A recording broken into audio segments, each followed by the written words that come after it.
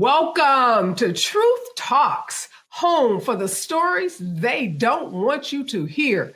Hit the chat, smash the membership button, and keep those super chats coming. But first, let me paint a picture. A 6-year-old, yes, a 6-year-old cusses out her teacher with more venom than a drill rapper. A 10-year-old is throwing hands with a grown man on TikTok Live while his friends, get this, cheer him on.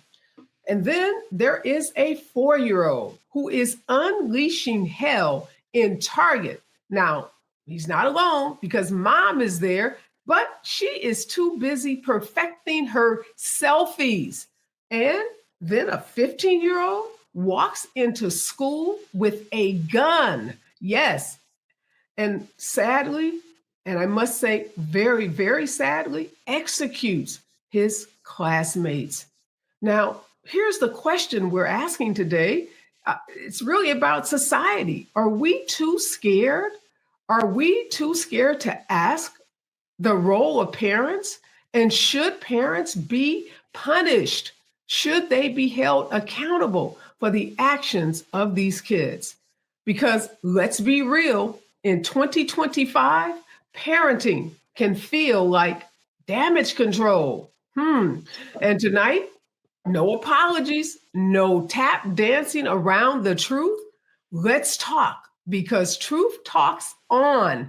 Right here, y'all, YouTube, check us out at Truth Talks Live. We are starting right now.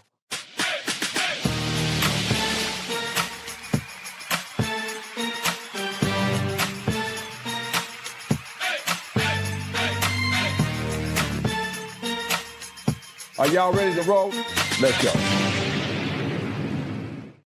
Welcome to Truth Talks. That was one of the legal legends, Areva Martin. Welcome back to the show. Great to have you again. Always my pleasure to be here with my amazing co-host. Well, some of them are amazing. Let's not get too far ahead of ourselves. Speaking of amazing, Frank Ski, the name in Atlanta DJing, the name in Atlanta radio. I was on his show once. Fantastic, brother. Welcome to the show. Thank you very much. I'm honored to be here. Come on, man. This is going to be great.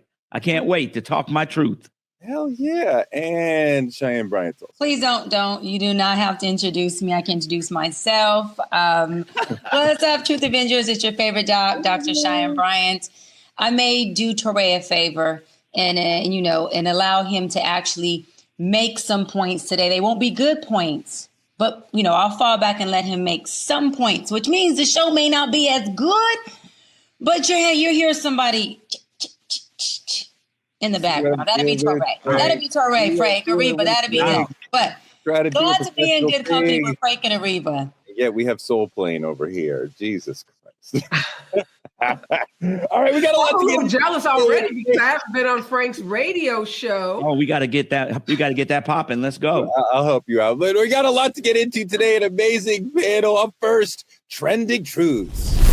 What's up, Truth fam? It's your girl, Cheyenne. And yes, season 2 of True Talks is here, and we are turning up even higher. Yo, it's your man, Toure, the newest co-host on the set, and I'm bringing heart, heat, and hard truth every night. And we are keeping it all the way fire. Ain't no filters, ain't no fluff, just straight facts. Y'all know how we do. So stop scrolling and pull up to our YouTube at Truth Talks-Live. Like, subscribe, and smash that bell. And after you do that, join us because we go live weeknights at 8 p.m. Eastern on all the coasts. Wherever you are, from culture to controversy, we say what everyone else is scared to say. We talk truth. Season 2 of Truth Talks. Let's go. Because this time, we ain't asking. We're taking the mic. All right, let's get into trending truth. Gucci Made's wife, Keyshia says, Gooch doesn't have to do anything but shower and make music because she wants to take care of everything else for her husband. Take a look. Only thing Gucci got to do is shower. He don't got to do nothing else. I do everything for that man, but not because I have to do it. I want to. I enjoy taking care of him. I enjoy him just being happy and going to the studio and doing music. I don't want him to worry about the bills. Worry about what he got to eat. Worry about nothing. That man, all he got to do is bathe child and go do his shows go to the studio, that is it. The wife takes care of everything else, and I love doing it. And if I don't do it, I would be miserable. Why do you think you'd be miserable? Because I want to take care of my man. I don't want nobody else to do it. I want you to pay so-and-so to do this. A chef, I cook for him. I buy his clothes. I do everything. Yes. I invest. I do great investments. The thing is, when you have a man, you want that man to need you, not want you. And Gucci needs me. He can't function without me, and that's what you want in a relationship. As Lil Wayne says, shout out my nigga Gucci. Kaor and Gucci have been together since 2010. When he got incarcerated, she took $2 million that he gave her. She turned it into $6 million through her businesses, cosmetics, fitness. And when he got released, she gave it back to him. And then they got married in 2017. But while he's away, she's holding him down. She's being loyal. She's taking care of the family and raising his bank account, raising their bank account. That's why you get married, because she's a super keeper. Doc, is this submission or is this strength? I think it's both. Listen, this man gave her $2 million that set her and those kids up for life. When a man does something of that magnitude, I think that he deserves everything Keyshia, Kior said and more. And I agree with her when she says, hey, look, if I didn't do it, I'd be miserable. I mean, some women, that is the way that they show love. And I for me, I think submission is a strength. And I think it is a love language for many women. I 100% agree with Keyshia. I love them as a couple. I love their story. Love that Gucci set her up and did the providing in the provision thing. And then he got out of prison and, hey, he had a whole, red carpet laid out for him, as he should. Frank, she's running businesses. Your wife's a doctor. So you're probably not getting the same level of taking care of everything. But right. What do you think about this setup? I think the one thing that Cheyenne said that's important is that he deserves. Why is it all of a sudden a man has to do something like that to get what he's supposed to get because he's the husband? Why does he have to earn that type of behavior? And when I posted this on my social, a lot of women said, if my man did me like that, I would give him that. And I think we've kind of lost our way when we're qualifying what love and marriage is supposed to be. So evidently, if your man worked at Taco Bell, you're not going to give him that type of treatment. I mean, Frank, we are judged on how we provide. That's my point. That's my point. Women, then, and I mean, I can understand if I can provide you $1 million lifestyle, you have time and energy to be doing all this stuff for me. If you got to go out and work, or, bend over backwards to take care of us, how can I be doing all this taking care of you? I think that the thing is, that's part of it. The other part is, I'm sure Keyshia Kaor understands she is leaving no room for any side chick to have any means to get close to that man whatsoever. That's the other part that nobody's talking about. She's making sure nobody else can get in to even give a little piece to become the side chick, because she's handling everything. That's not how that game works at all. That is about greed. That is about a man wanting to have all the toys. Areva, no matter how great that woman treats him, he still may or may not run off and do something on the side. It's about greed, but it's not about treating. It's not about treating. It's about covering the bases. A side chick will find an avenue to get her little thing in there to get noticed, and that's not happening. No side chick gonna come in unless he brings her in. But Areva, what does it take for a man to get a woman to give him this sort of treatment? Because I think part of what Frank's getting at, if he works at Taco Bell or what have you, honorable job, but he's not taking care of her the way that Gucci Mane could take care of his wife. Is she going to be willing to take care of him in this way? Well, I've been sitting on my hands, Toure. Let me just address a couple of things that were said. First of all, all power to Keyshia, no hate, but that ain't how, I'm raising my daughters to be a relationship with men. So, everybody do what they do best and how they want to present themselves in this world, be, their authentic selves. But that ain't, What's wrong with that? it ain't nothing wrong with what Keyshia's doing. It's just not the way I'm doing it. It's not the way I'm teaching my daughters to do it. And this whole point about a side chick, a man will have a side chick no matter what a woman does for him. So Keyshia can cook, clean, buy his clothes, wipe his butt, birth him, and bathe him and do whatever. And he still could go out and get a side chick. So this has nothing to do with what Keyshia does for him. This has to do with the character of Gucci or any other man. And Keyshia says she wants her man to need her. Look, I'm a mother at 3 kids. I don't want a grown-ass man to need me. I want a grown-ass man to want me, because that's the kind of relationship I want to be in. And that's the kind of relationship I want my daughters to be in. Kids need their parents. Grown people should want to be in a relationship. It shouldn't be a dependency. We know that dependency can turn into something toxic as well. So again, I'm not going to hate on Keyshia and Gucci. If it works for them, more power to them. But we've seen this all too often where women give 110%. They cook, they clean, they do all that work, and a man still walks away, cheats on them, and does all kinds of other, horrible stuff to them. So, but cooking the food ain't gonna keep your man there. Should a wife not be doing lots of things like this for her husband? They should do it if that's what they choose to do in their relationship. But what is the man doing for the wife? It's not a one-way street. Relationships are reciprocal. So what is the man doing for the woman? It shouldn't be just about the chores, the household chores. Look, if we got money and we ball and get a damn maid, get a housekeeper. I got stuff to do too. I have dreams to fulfill. I don't know if I want to just be tied to a stove. Some women, they want to do that. This whole trad wife movement, we've seen that on social media where a lot of women want to go back to the 50s and, be that homemaker, but a lot of women don't. I find it interesting that as soon as we start talking about the wife doing for the husband, you gave that like half a sentence and you're like, well, what's he doing for me? Like, clearly she's getting whatever she wants from the situation. And I don't want a trad wife, right? I don't know that that's fulfilling for a lot of women, but I think giving back to the husband and giving him things and acts of service for him, that's very valuable and interesting. I don't know why you're like, I trained my daughters to not do that. Like, why would you not? But why could that not be part of how the marital relationship is?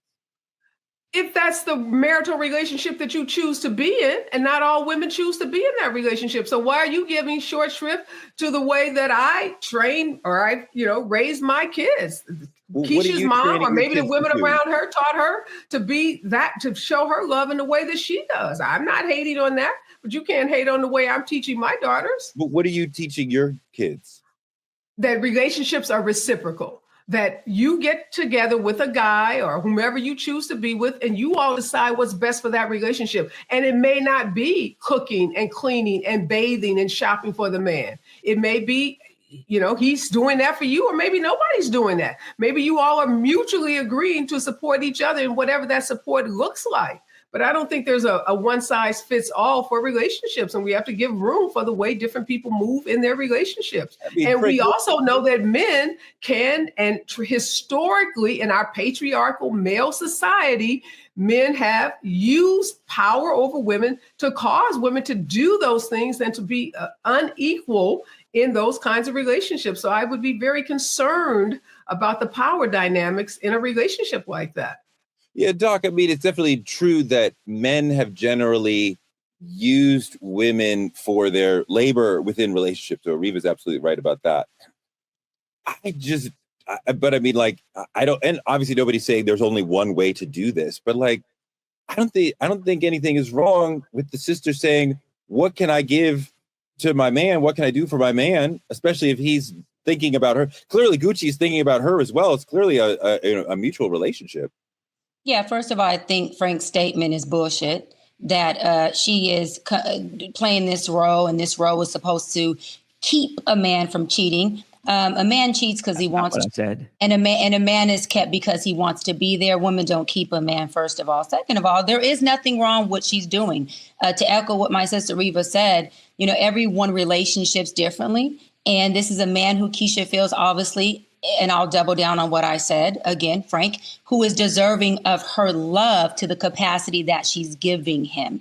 And I think if it works for them, she should run that play. And I want to say, Toure, to answer your question, if a man was working at Taco Bell, McDonald's, or a plumber, if that woman chooses that man, then I do believe that that woman should also treat that man as a husband. I don't think the way a man is treated should be predicated off of how much money he brings in the home. If you choose him, then you should be able to treat that man as a valuable husband, and no different than any man you would treat if they were making more money than a man who's making McDonald's or Taco Bell money. Frank, that's not realistic. Obviously, I think it's quite clear that they treat us differently to the level that we're providing for them. You know, let me just say this. My point about the cheating wasn't about doing that. My point is Keyshia is setting an example. She's marking her territory, setting an example so that an outside woman won't try it, because you can't keep up with that. Just like Doc was saying, nobody's going to keep up with that type of action. But I do want to go back to the point of saying, you know, we've mentioned that it's reciprocal. Many of us have been through relationships and understand that that's not the real way relationships work. Sometimes I got to be 99% and I don't get shit back, you know, and then sometimes my wife got to be 99% and she ain't getting shit back. So reciprocal is not in a marriage. A marriage is I do what is supposed to be done for my family, regardless of what my wife does, because biblically it's my job to do it. I don't have to do it because of anything else. The fact that I love her and I want to shower her and I want to do that for her, and she has to do the same for me. The problem is people go through divorce, and right when they're in counseling, they'll say, I did this, I did that. And the other person's like, that ain't my love language, so it don't matter. So if the point is what you do is not what matters, it's making sure you have the conversation and you do what feels good for your relationship. Yeah, I mean, what she does for him sounds amazing. I think it's definitely tied to him being a multi-million-dollar provider for her. But I mean, like, I want to give to my wife what I think is right. If I'm cleaning up the kitchen every night, even though I didn't make or have dinner at home that night, that's me giving to her. And I'm not going to say, well, you do it tomorrow. There's no 50-50 in marriage. Generally, it's good. The woman's going to do most of the work. So, I mean, like, to what Areva's saying, the man should be trying to do as much as he can for her beyond just providing. But I definitely love to see a sister thinking about what can I do to take care of my man. But it's been a wild week in politics. Let's move on and talk about an Obama clapback up next in politicking. What's up, Truth Fam? It's official. We just made this whole channel a movement. Truth Talks YouTube memberships are live with 3 exclusive tiers. Now, for the realists, Tier 1 is for our truth tellers, the frontline team, the day one, spreading the truth, repping the brand, making noise in the comments. You can even get early access to our viral videos. Now, Tier 2 is what we call our receipt holders. They keep the proof, get the bonus tea, and never miss a lie. You get all the Tier 1 perks, a live shout out from me on the show, plus a discount on all of your truth gear in the Truth Talk store. Then there's Tier 3, our Truth Keepers VIP, the elite squad, with all the perks, a direct line to host meet and greets, private video shout outs from our celebrity guests to post on social, and exclusive unfiltered tea. So which one are you? A teller, a holder, or a keeper of truth? Hit that join button and claim your spot. Step behind the velvet rope and stay ahead of the game. Let's get it, fam. It's Truth Talks Live, the stories they don't want you to hear. In a rare move, President Obama clapped back after Trumpy accused him of treason in a hate-filled lunatic rant. Take a look.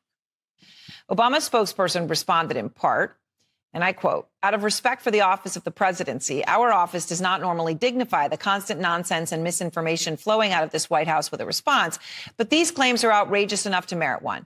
These bizarre allegations are ridiculous and a weak attempt at distraction."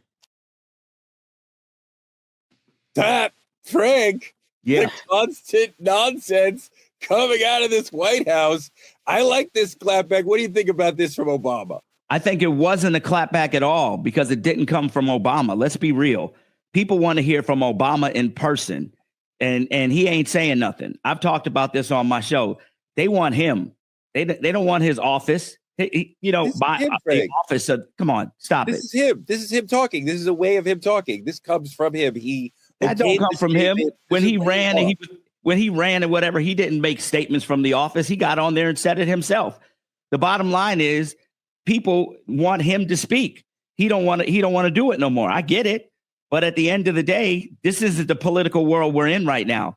Sending memos from an office or a statement from an office is not the political world we live in when the president has his own social media site where he gets on there every day, several times a day, and says what he wants to say. That's what people expect now. This, that's come on now, Obama. I don't like the idea that Obama would allow Trump to change the way that he does presidency. He is dignified. He understands the way that this game is supposed to be played. This is the way that Obama responds to an attack on Obama. This is not Obama talking about Trump is leading us in a dictatorship, that Trump is leading us off the edge. This is him defending himself, and he's doing it in a dignified way that a president is supposed to do it. Well, I think the problem is, I think the problem is that Donald Trump has redefined what the presidency is. Yeah. And Toure, the way Obama responded, you're right, is Obama-esque. It's the way Obama has moved about the world and moved about, in his political career. But we are in a different moment.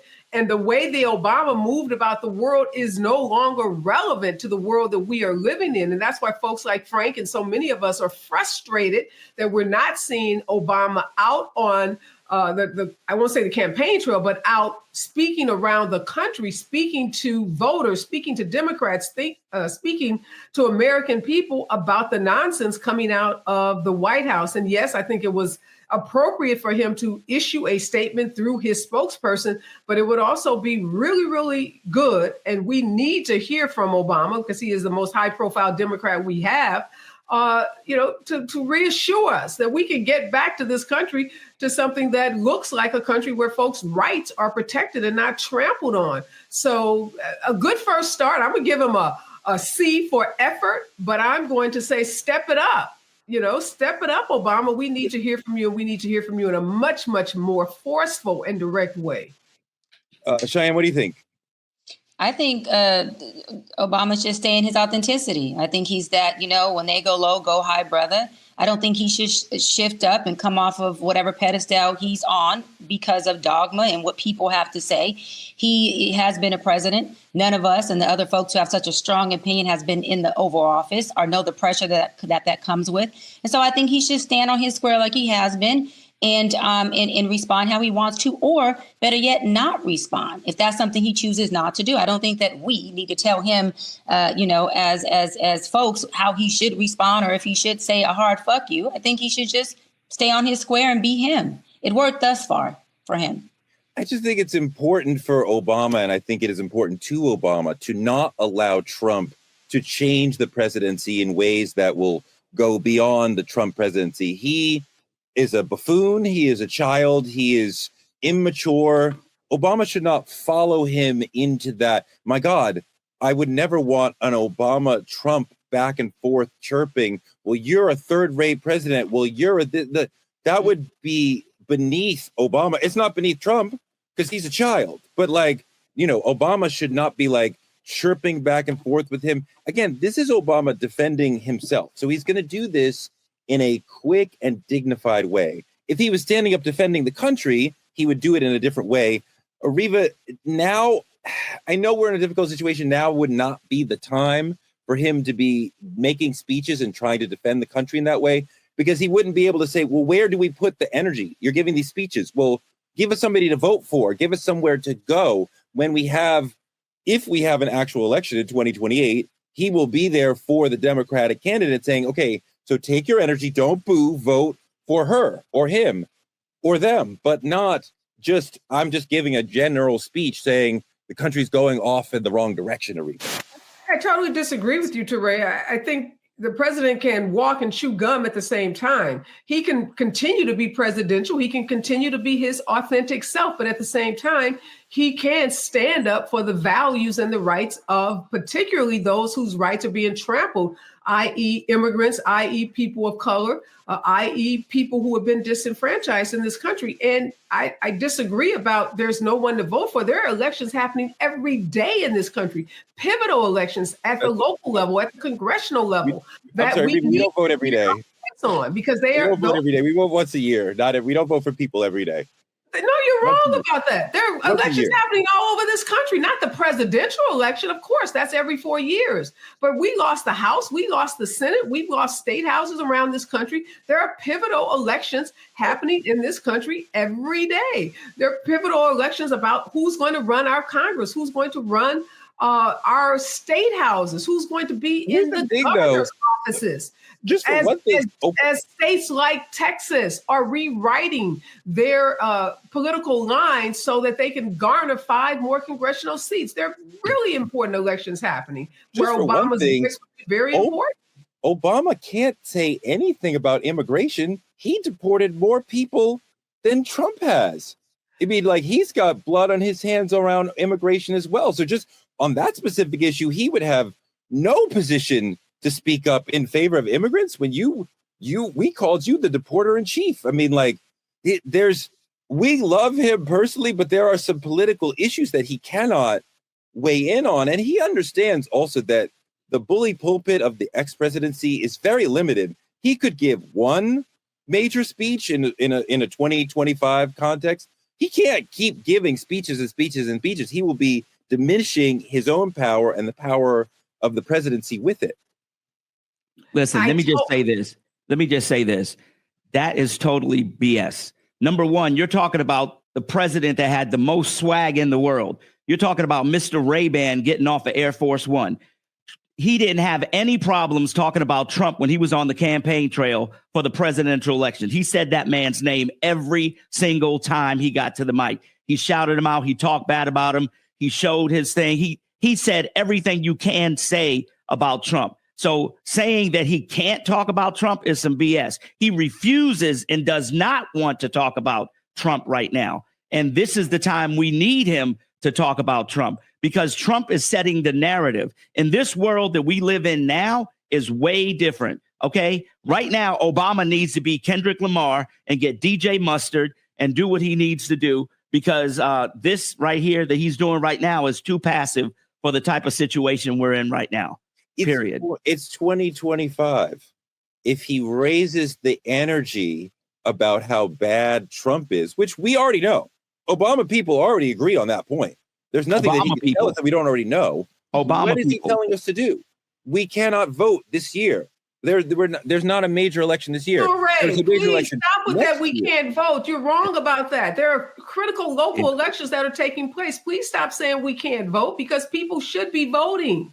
Yeah. There are really important elections happening around this country. No, I understand there are critical elections happening in November, not every day, but Obama would see next year is a major midterm, secondary tier, right? We're still 2 years, 3 years now away from a presidential election. So Obama's going to be thinking about something bigger. If there's a specific candidate that he could get behind, he would. He doesn't usually get behind specific candidates. He certainly doesn't usually get behind specific Congress people. With all due respect, it's not about getting behind a candidate.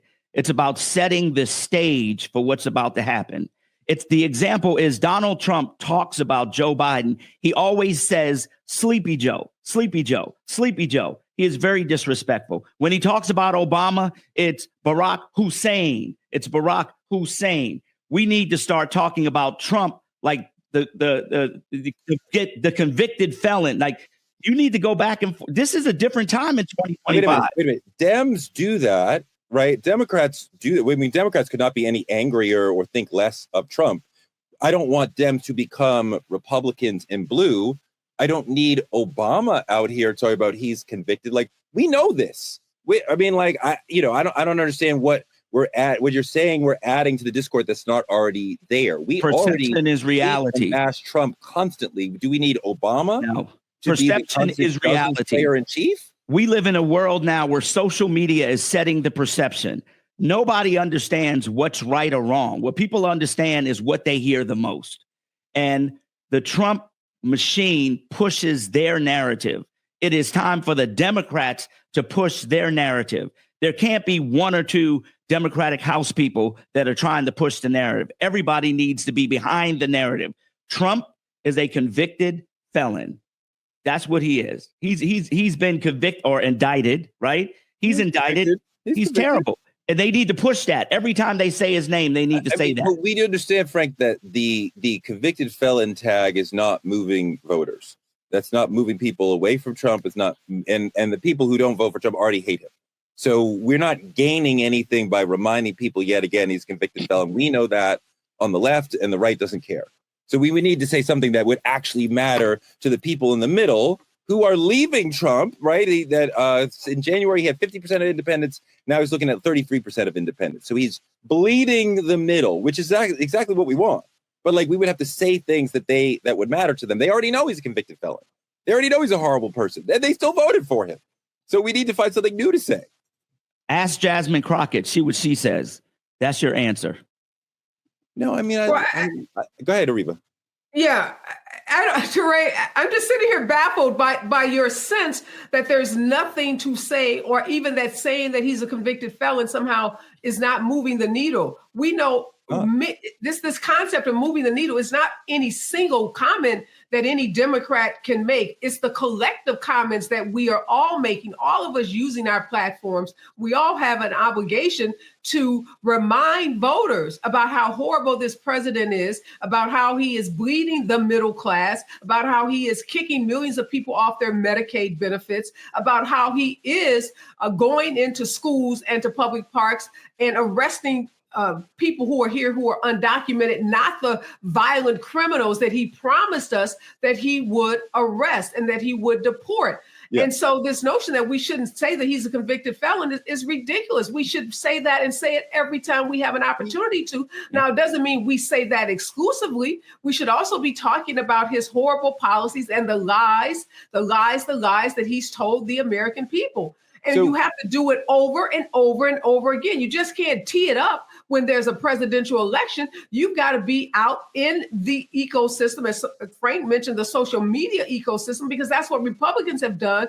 They have dominated the media, and they don't just do it when elections come around. They do it all the time. And we are losing at that. And we need our big voices like Obama. We need the congressional people like Jasmine Crockett. We need journalists like you. We need everyone using their platform, reminding American people about the horrors of a Donald Trump and the MAGA, not just Trump, but the MAGA folks who are also running for these critical offices around the country, so that we're not caught flat-footed when we get to the presidential election. We know all these things about him as a country. And what we're seeing is that the right and many people in the middle are not moved. And part of the problem is that in a lot of ways, we are not in the traditional left-right dynamic. We're in a more of a status quo versus change dynamic, that the country is seeing one party wants the status quo and one party wants change. And they're really seeing that it's Republicans who want change, and the electorate generally wants change. And the Democrats, even though we're not in power, are for the status quo, it seems. So what the Democrats have to offer is not a further critique of Donald Trump. The left is clear on that. What is the Democratic Party for? What are they going to offer you? If we vote against Trump, what will we be voting for? And it can't just be a repudiation of Trumpism. It has to be a thing. So even if Obama came out and criticized Trump, what would that do to build the next vision of Democratic leadership, or the next person who would be the Democratic leader? And if the Democrats can't say, this is what we're about, then what are we really even talking about? Go ahead, Doc. Listen, everyone already knows that Trump is a felon. Everyone already knows that Trump is a Trumpster, and they already know his rhetoric. rerunning that narrative over and over and over again via social media and all media platforms does nothing. He got in office with folks knowing that he was a felon. So that's just doing that whole redundancy that Democrats do that doesn't work because they just need something to do. We have bigger fish to fry called policy and legislation that we need to focus on, that we need to create an author that does serve us and does affect us and does impact us. That's how we lost the Congress, Senate, and the Supreme Court, is because we're focusing on trying to figure out why. Let's ride Obama's back on how he can have a response that can over Trump's foolishness and join this circus. How about let's pull back the circus, let's pull back the bullshit and focus on the things that are going to serve us. Again, that's policy and legislation. That's not two grown men in office having an argument that doesn't help or benefit the people whatsoever, which really isn't leadership. Leaders need to be leading and need to be putting things in place that provide services and resources for their people to thrive, not for their people to be on the sideline going, oh, Trump had a better response. Oh, Obama had a better response. That's bullshit. It doesn't work. And that's how we ended up in this situation right now. Yeah, I mean, I think that Obama is definitely part of why we are here, that when Democrats said we want a progressive like Bernie Sanders, Obama was part of the group that put his finger on the scale and said, no, we're going to have Joe Biden. He's moderate. He can win. Well, he won once, but we are here now because Obama made the Biden candidacy happen. And now look where we are. Let's move on to our next subject. Should parents of kids who commit crimes also be punished?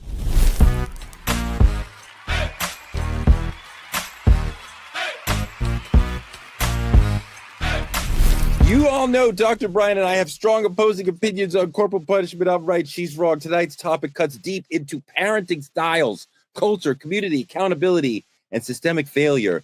Should parents be blamed for their children's criminal behavior? Take a look at this video. Their son, Ethan Crumbley, murdered 4 students and wounded 7 others at Oxford High School outside Detroit in 2021. They bought him the gun he used in the shooting and failed to secure it. Before hearing her fate, Jennifer Crumbley was defiant, insisting she did nothing wrong. We were good parents. We were the average family.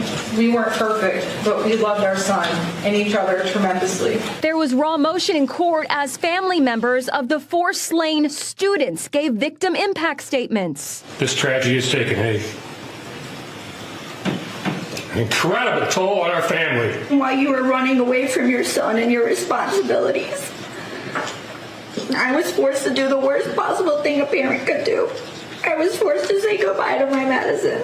The blood of our children is on your hands, too. They asked for mercy, but were given the max, 10 to 15 years in prison for involuntary manslaughter. Areva, I believe that was the first time that parents in this country were convicted because of their child's actions, which sent a chill through a lot of homes. There's definitely a lot of parents who are like, I love my child. I'm doing the best I can. My child, I don't know. My child might. It's possible. So I want you to address 2 questions. First, your child or their child, somebody's child goes and does something horrible, like the Crumbley's child. In that case, should the parents be held criminally responsible? Secondarily, if they are part of giving the child the weapon that the child uses, obviously the parents don't expect the child to go shoot up the school or what have you, or shoot up their friend, whatever. But then that happens. In that case, also, should the parents be held legally, criminally responsible? Yeah, it's no doubt in my mind that parents should be held accountable for the criminal actions of their children based on the circumstances. Now, not in every situation, no. But in the situation like the Crumbleys and some of the other cases that we've seen where parents had clear red flags, they had warnings, they had knowledge, they had opportunity, and they did nothing about it. The Crumbley case was particularly egregious because these parents were neglectful. This kid was crying out for help. He had some severe mental health challenges, and he kept asking for help from his parents. And they pretty much turned a blind eye to his needs. And they put the gun, they gave the gun. If you recall the facts of this case, I believe it was the parents who gave him a gun for a Christmas present. And then failed to secure that gun. We have a lot of laws on the books in states around this country that make parents responsible when they bring a firearm into their homes, make them responsible for safekeeping it and ensuring that kids don't have access to it. So as harsh as that may be, and these parents are facing some pretty serious prison time, yes, you as a parent, when you take on the responsibility of parenting, it's not just the kisses and hugs and the pretty dresses and the Disneyland visits. It comes with a lot of responsibility. Well, I mean, obviously parenting comes with a lot of responsibility. Everybody knows that. I mean, like, I find it extraordinarily uncomfortable given the circumstances, considering the circumstances, each specific situation, to hold parents criminally responsible for children, especially you're talking about a mental health situation. Surely that's not the parent's fault that the child has a mental health situation. There's a lot of things that children do that are not the parent's fault. There's many parents who are working very hard to try to save their children, to protect their children from themselves, and the child does something. It actually leads to saying the parents don't want to disclose certain things about the child because for fear of, like, God forbid something happens and then we are held responsible. Frank, this is a little bit different for Black families, though, right? Absolutely. Because for Black families, we understand that, you know, if a child, especially a Black boy, especially a teenage boy, makes a certain kind of mistake out in the real world, that could be their life. So a lot of times as Black parents, we parent a little stricter because we want the child to understand and not get hurt. So you wonder, like, are we shielding them? Are we stunting them? Are we properly preparing them for the real world? Listen, let's keep it real. As a parent of older children and even younger children now, let's point to the real world. Real world, number one, if I take my daughter to Chuck E. Cheese and somebody else's kid jumps on my daughter, who am I getting ready to jump on? They parents.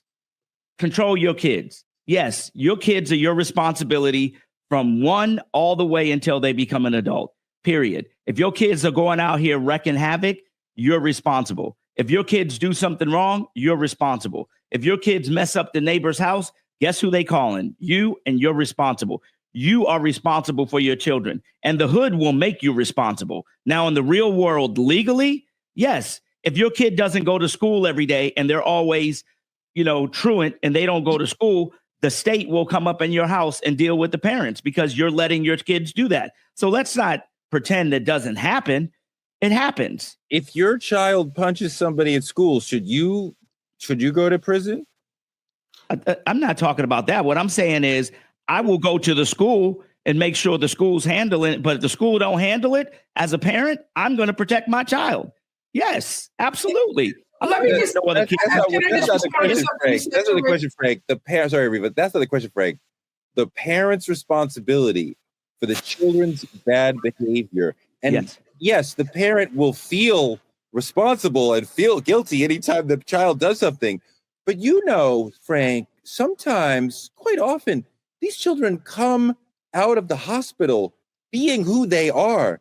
And as much as the parents try to model and talk them into being good kids or whatever, they have demons, they have issues, they have serious mental health issues, whatever. Something happens and they go astray. And parents quite often are doing everything they can to try to save the child. Holding the parents responsible, to me, misses the point. No, not true at all.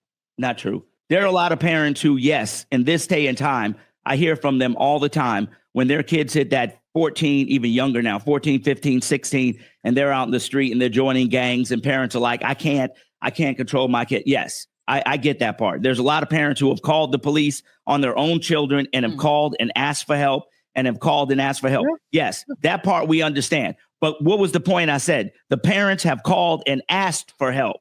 These parents that we started this show with never called and asked for help for their kid. Matter of fact, they made it worse by giving their kid a gun.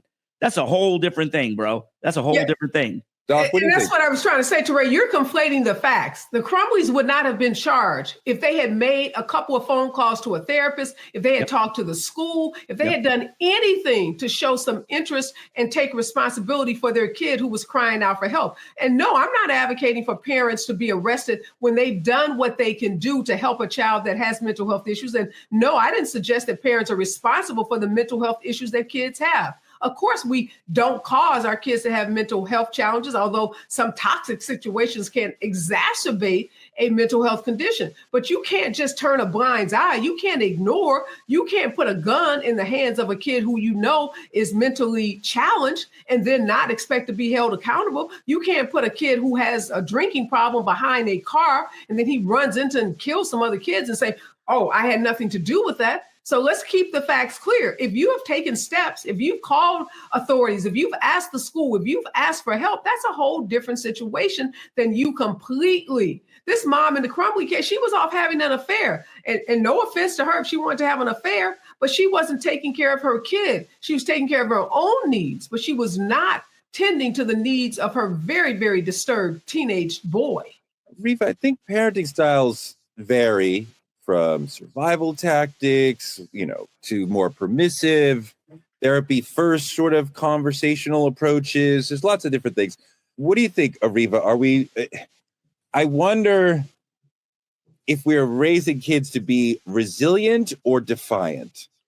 I think we're raising kids to be resilient. And I think different parenting styles are appropriate. You can't parent all children the same way, even within a family where you have multiple kids. One style, being a tough disciplinarian, may work on one of your kids.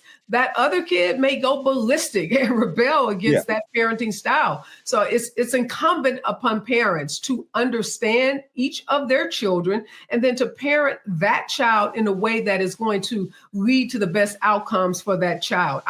Look, we grew up in an age where you were to be seen and not heard. Kids couldn't ask questions. They couldn't have opinions. They couldn't say anything. Just sit your butt in the corner and shut up, particularly when adults were speaking. And now, as Maya Angelou told us, when you know better, you do better. Now we know that kids have opinions and that kids should be heard and that kids should be allowed to participate in family discussions and even be involved in discussions around them and how they are raised and how they are disciplined in a family. So I don't think we're teaching our kids to be defiant.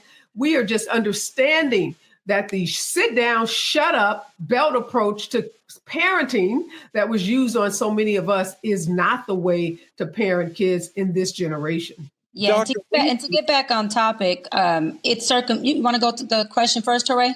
Well, yeah, I mean, if we normalize dysfunction by labeling things, mental health issues, before we look at the parenting. Yeah. So to get back on subject, first of all, it's circumstantial. In this situation, this was parental neglect. So these parents should be responsible for doing jail time. One, they neglected the needs of the child. They knew that there was mental health issues and didn't provide that child resources that he needed. And lastly, they provide a gun that can not only harm someone else, but could have obviously taken his life as well, because we know mental health issues lead to suicidal ideations and suicide. And I want to rebuttal what Areva said. A lot of mental illnesses, when it comes to depression and when it comes to anxiety, when it comes to suicidal ideations, are at the hands of or as a result of trauma. And that trauma often takes place in the households. And just because a parent is present does not mean that they don't present a dysfunction that can cause trauma that then turns into mental health and dysfunction that leads to a child having a lot of issues, a lot of antisocial issues, and even possibly harming themselves or other people. The question is, the way we were raised, most of us, a lot of us were raised with tough love. There was no gray area in between. It was this way, period. Even if our parents were wrong, we still had to deal with that. Yeah. So we're a different type of generation than this generation that gets to negotiate. My 6-year-old is learning to negotiate when she wants something. And I get on my wife. I'm like, why are you even listening to her? She's 6. Pick a side and go with it. You get what I'm saying? And I think the problem that we have in this generation now is these kids have too much freedom and too many rights.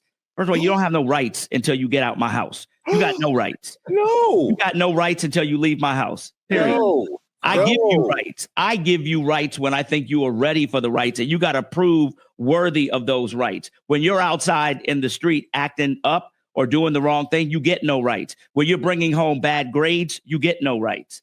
You get what I'm saying? When you're not doing what our standard is, you get no rights. And that's where we've messed up. We've given these kids too much too soon and too fast. First of all, I don't think a kid under 18, this is just me in my house, I don't think a kid under 18 should have a gun, period, or even access to it. For sure. We're in a different culture around gun culture, both of us. I'm not talking about hunting. I'm talking about a handgun. Like, if you go out hunting with your father, I get it, and your father keeps it. But they gave this kid a handgun. When did he earn the right in his own house to have a handgun? I understand the value of saying, hey, you're not getting good grades, whatever's happening outside, fine.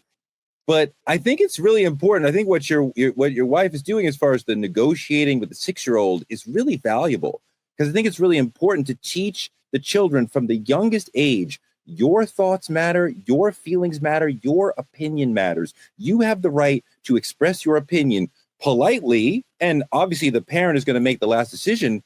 But as a parent, we should be trying to say yes as much as possible. We should be trying to affirm the child's own sense of what they should do or what they want to do. Because the minute decision of whether we should go left or right, tie our shoes or not in this situation is less important than teaching the child, listen to your own voice. Have enough self-esteem to believe that you are right, that you can solve your problem. So when they are away from you, they will have a sense of esteem and confidence in their own belief system and their own decision-making capacity in themselves. That is the most powerful gift that we can give to our children. And Areva, sometimes, we see children going through tantrums in public, and you say, maybe it's autism, maybe it's sensory overload. We don't know what that child is going through. If your neurotypical 5-year-old is out of control, and I don't know what out of control means, because the child is dealing with a mind that is not serving the body. That's not their fault. But then people might say, well, what's going to happen when that child gets to be 10? Well, they'll still be neurotypical. So they'll still be dealing with a mind that is not serving the body. So they will still need medication and perhaps therapy to help the mind meet the body. So, still that child may end up having a run-in with somebody, who's the brother in Denver, Elijah McClain, neurotypical, neuroatypical, and, got killed, murdered by the police. So what do we do for our children who are neuroatypical and we want to protect them from themselves? How do we do it? Wow, it's a big question, and it depends. I mean, there's no one size fits all to this approach to parenting, whether your kid is typical or whether your kid is neurodivergent. You've got to learn what your kid is going to respond to. And Frank, with all due respect, I hear what you're saying. Many of us were raised in households like yours where you had no rights until you were 18. There was no negotiating. But look, a lot of folks who grew up in those homes are sitting in jail cells today. A lot of folks who grew up in those homes with all of that strict discipline have engaged in violent conduct, has engaged in all kinds of conduct. So just by being a strict disciplinarian doesn't guarantee that your child is going to be an active and productive member of society. So a lot of that tough love that we all got turned out to be really, really bad, and taught us many of us to be violent, and taught us to just replicate what we saw in the household. So Toure, again, to your question, this is all about, painting by the numbers, but recognizing that the numbers are different for each child. And if you are just using a one size fits all approach to parenting, you are getting it wrong, plain and simply. Yes. I don't think being tough doesn't mean love. Of course. You got to have structure. What kids lack today is the structure. And the problem is, you got to give them the structure, and they have to act within the structure. When they go outside of the structure, that's when the tough love came in, because you knew better. You knew this wasn't the way to act. When you keep the right structure in your home and everybody understands what the rules are, you're better off. The problem is there's a lot of kids that the rules change every day.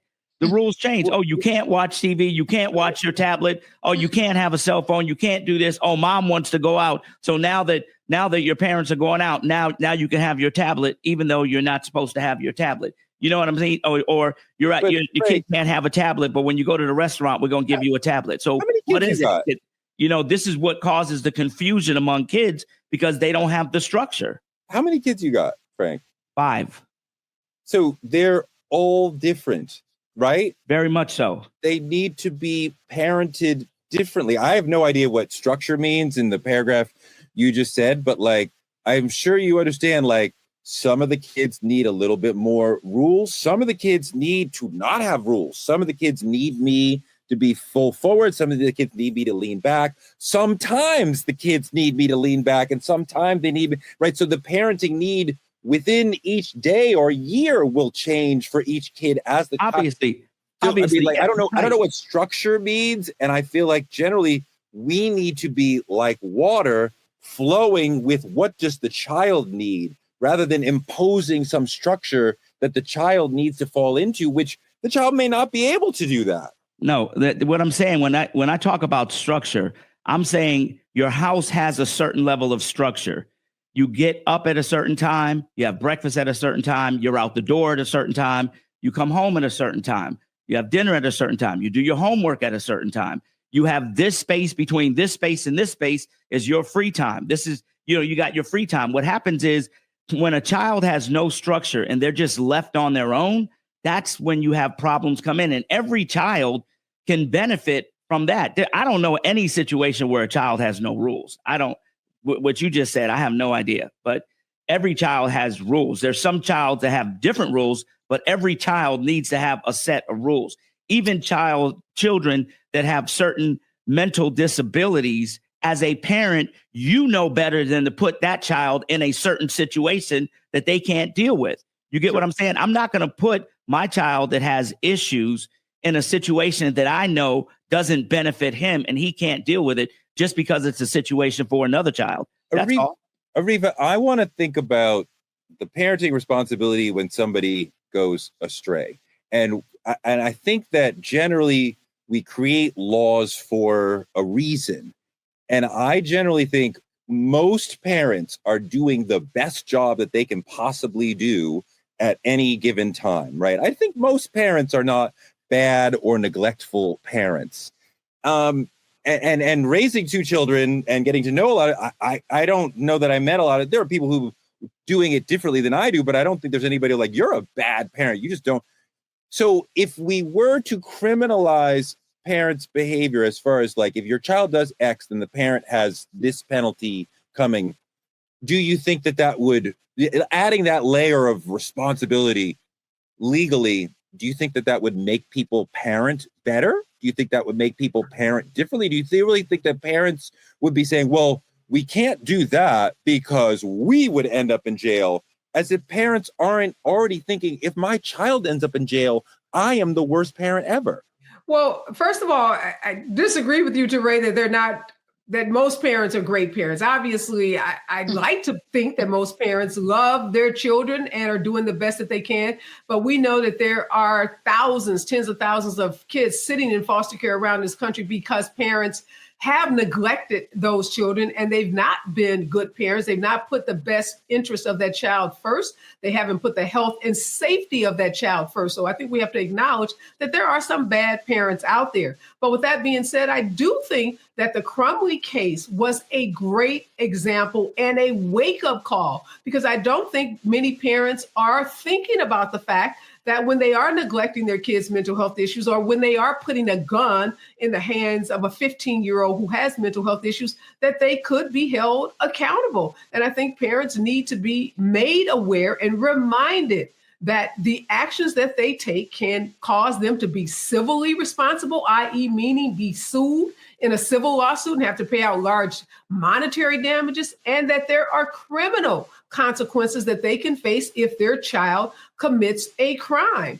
So I do think parents might think differently before they act if they were reminded that they have serious consequences that they could face given how they parent. I don't think enough parents are talking about that or thinking about it at all. I think parents are fully conscious of the depth of responsibility in parenting, that if something bad happens to your child, that is something bad happening to you. I don't need to be personally incarcerated to feel horrible if my child ends up incarcerated. But Frank, let's talk about the teenage years, because we want to give space and privacy to our teenagers. It's a complicated time. A lot of them are saying, leave me alone all the time, and we got to respect their privacy.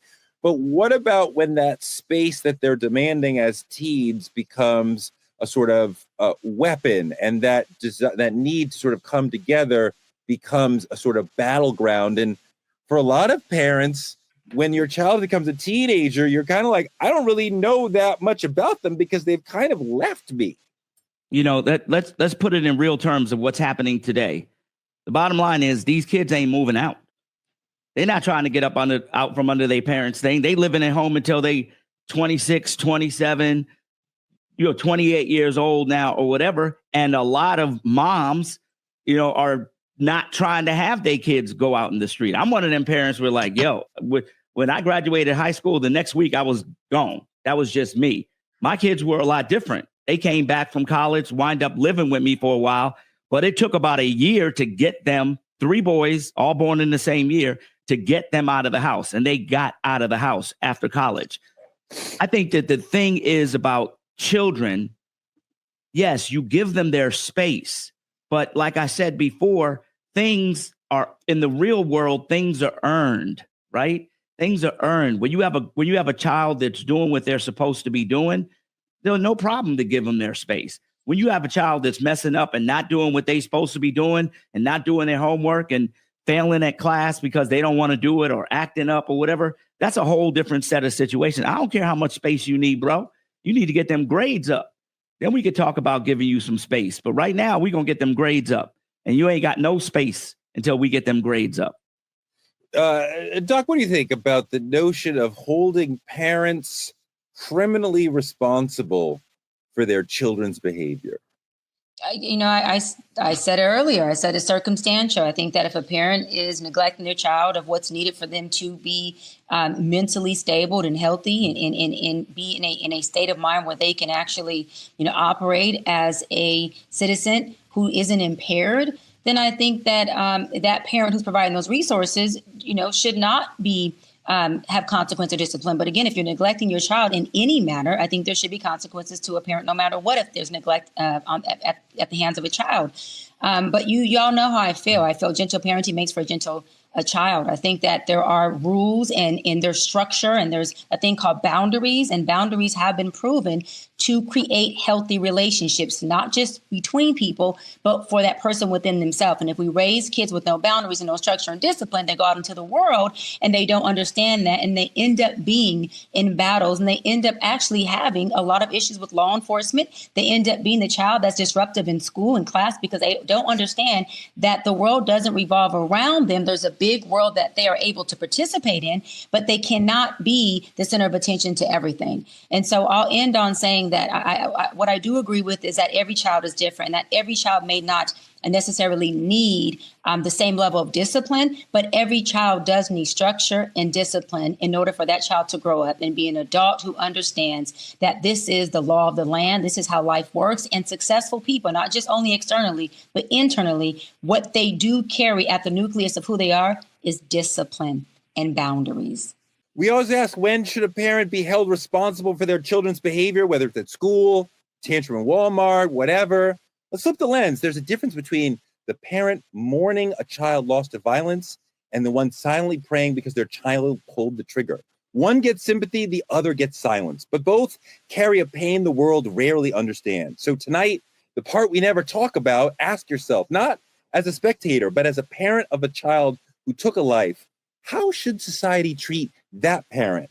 Should the law hold them accountable or let them live with the weight in silence? Would you deserve compassion or a conviction or a bunch of I told you so's? It's a tough one, but that's what we do on Truth Talks. Hit us in the comments and let us know how you feel. That's all we have for tonight.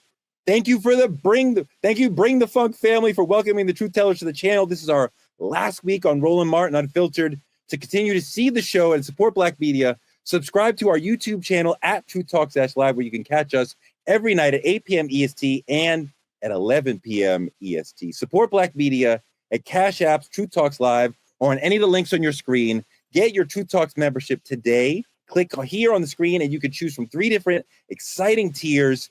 Black media is under attack and this show is being shadow banned. So support us by telling a friend to tell a friend to check us out every night at 8 p.m.